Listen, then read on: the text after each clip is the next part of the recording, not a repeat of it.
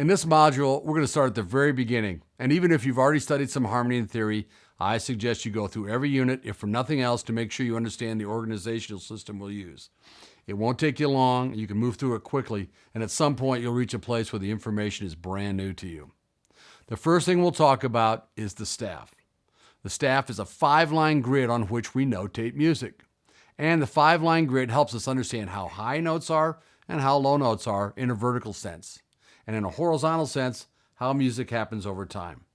The musical alphabet has 7 letters: A, B, C, D, E, F, and G. Notes are assigned a letter so we know how high or low they are. The staff really doesn't mean anything unless we use what's called a clef sign. There are several clef signs, but we deal with only 2 in our study. That's the treble clef and the bass clef. A clef sign tells you exactly what the lines and spaces of the staff mean. In other words, it determines which lines and spaces correlate to the letters in the musical alphabet. For example, here's a treble clef sign. When it's placed at the beginning of a piece of music, it tells you that the second line from the bottom is G. If you know where G is and apply the musical alphabet to the other lines and spaces, you know that the space above G is A, and the line above A is B, and the space above B is C, and so on and so forth.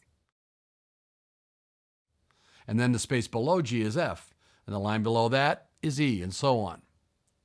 Here's a bass clef sign. When it's placed at the beginning of a piece of music, it tells you that the 4th line from the bottom is F. And if you know where F is, and you apply the musical alphabet to the other lines and spaces, then you know that the space above F is G, and the line above G is A. Then the space below F is E, and so on and so forth descending. So you can see that without a clef sign, the staff has no meaning. Clef signs give the staff meaning. So let's talk about the grand staff. The grand staff is the combination of the staff designated by the treble clef and that of the bass clef. You see that the space below the treble clef is D, and the space above the bass clef is B. That leaves C, what we call middle C, as the midpoint between the staves. Altogether, the treble and bass clef are the grand staff. The next thing we'll discuss in this module is the interval. An interval is the distance between 2 notes. And by the way, sometimes you may hear a note referred to as a pitch. Those 2 words are often used for the same thing. A pitch is a note, and a note is a pitch. Now, it's really important to understand intervals and to study them thoroughly because all of theory that follows depends on our understanding of intervals. In other words, our study of scales, arpeggios, and chords depends completely on our grasp of intervals. So the basic thing to know now is that the interval is the distance between 2 notes or pitches.